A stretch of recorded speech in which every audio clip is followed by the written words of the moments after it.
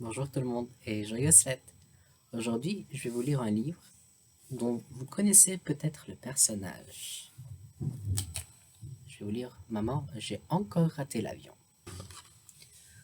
Nous sommes 3 nuits avant Noël et la famille McAllister prépare ses vacances en Floride. Tout le monde est occupé à faire ses bagages. Tout le monde sauf Kevin, qui n'a aucune envie de partir. Pourquoi devons-nous aller en Floride pour les vacances demande-t-il. Ils n'ont pas de sapin, ils n'ont que des palmiers là-bas. J'aimerais partir en vacances de mon côté tout seul. Ce seraient les meilleures vacances du monde, crie-t-il. Mais personne ne l'écoute. Le lendemain, ils partent pour l'aéroport. Le terminal est bondé et bruyant. Kevin doit se moucher. Il s'arrête 1 minute pour chercher un mouchoir dans le sac de son père. Sa famille se presse pour arriver à la zone d'embarquement. Attendez-moi, crie-t-il, et il se met à courir. Il essaie d'apercevoir le manteau de son papa dans la foule. Le voilà. Il se faufile et embarque à la dernière minute. Quand l'avion se pose, Kevin regarde par la fenêtre. Il voit de grands immeubles couverts de neige. Cela ne ressemble pas du tout à la Floride. Il débarque mais ne voit sa famille nulle part. Où suis-je? À New York. Ah, ça recommence. Au début, Kevin a peur. Puis, il se dit que c'est l'occasion ou jamais de passer les vacances dont il a envie. Il découvre que New York est un endroit magnifique pour fêter Noël. Il fait un tour en taxi jaune. Il voit la Statue de la Liberté. Il monte sur le toit du plus grand building et se promène dans Central Park. Dans le sac de son père, Kevin trouve son portefeuille. Alors il prend une chambre dans l'hôtel le plus en vue de la ville. Il n'y a personne pour lui dire quoi faire. Kevin passe son temps devant la télé et se fait monter ses repas en chambre. Le lendemain, c'est la veille de Noël. Kevin prend une limousine et s'arrête dans le plus grand magasin de jouets de New York. Il rencontre le propriétaire du magasin, M. Duncan. Celui-ci lui raconte que la recette du jour sera donnée à un hôpital pour enfants. Kevin lui donne tout son argent de poche. Il pense que les enfants de l'hôpital en ont plus besoin que lui. Pour le remercier, M. Duncan lui offre des décorations spéciales. Les tourterelles sont un symbole d'amitié. Tu dois en garder une et offrir l'autre à un véritable ami. Kevin sort du magasin et regarde sa carte pour retrouver son chemin. Il veut aller voir le plus grand sapin de Noël de la ville. Soudain, quelqu'un lui tape sur l'épaule. Kevin se retourne et hurle.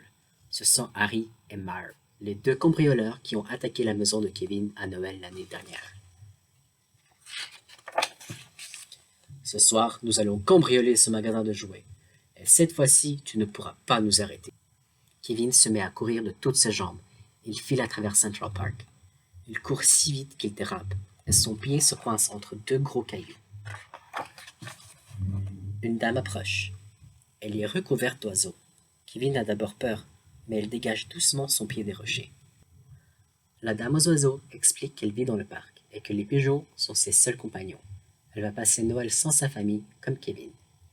Kevin la remercie pour son aide et promet qu'il reviendra pour lui rendre visite.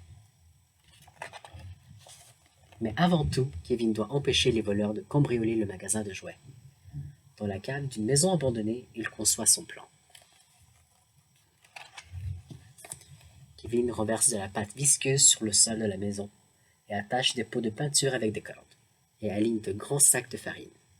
Il tend un filin tout autour de la bâtisse, répand des outils dans le couloir et recouvre les marches des escaliers de graisse. Il retourne au magasin. Harry et Marv sont déjà là, remplissant un grand sac de billets. « Hé, suivez-moi ou j'appelle la police !» Les malfrats poursuivent Kevin jusqu'à la vieille bâtisse abandonnée. Puis, il tombe dans tous ses pièges.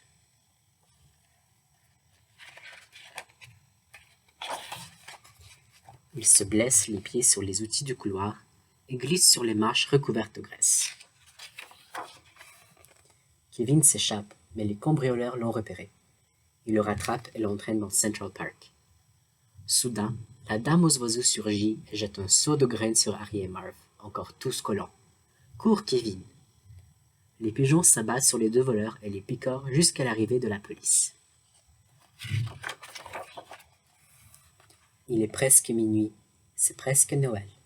Kevin admire le plus grand sapin de New York, mais sa famille lui manque. Il se dit que les vacances tout seul ne sont pas si drôles finalement. Il entend soudain une voix familière. Kevin? Kevin se retourne. C'est sa maman. Elle le connaît mieux que tout le monde et elle sait qu'il aime les sapins de Noël plus que tout. Elle savait exactement où le retrouver. Toute la famille de Kevin l'attend à l'hôtel. Vous m'avez tellement manqué, dit Kevin. Le matin de Noël, les enfants découvrent une immense pile de cadeaux sous le sapin. Monsieur Duncan remercie Kevin d'avoir sauvé son magasin de jouets. Alors que ses frères et sœurs déballent les présents, Kevin met son manteau et ses clips. Il doit aller voir quelqu'un. Il n'a pas oublié la dame aux oiseaux et son aide précieuse. Il lui offre sa tourterelle et seront amis pour la vie. Joyeux Noël. Joyeux Noël, Kevin. Tout est calme dans Central Park enneigé, quand soudain retentit un hurlement depuis l'hôtel. Kevin, tu as dépensé 967 $ en room service.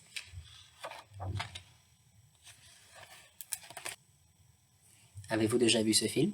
Ou le premier? Moi, je les ai beaucoup aimés tous les deux. Nous non plus, on n'a pas de sapin de Noël comme en Floride, mais Maurice s'est écœuré comme un sapin. Merci d'avoir écouté notre conte et à la prochaine fois. Bye. Et j'ai une petite question pour vous à propos de ce livre. Pourquoi Kevin reçoit les deux tourterelles?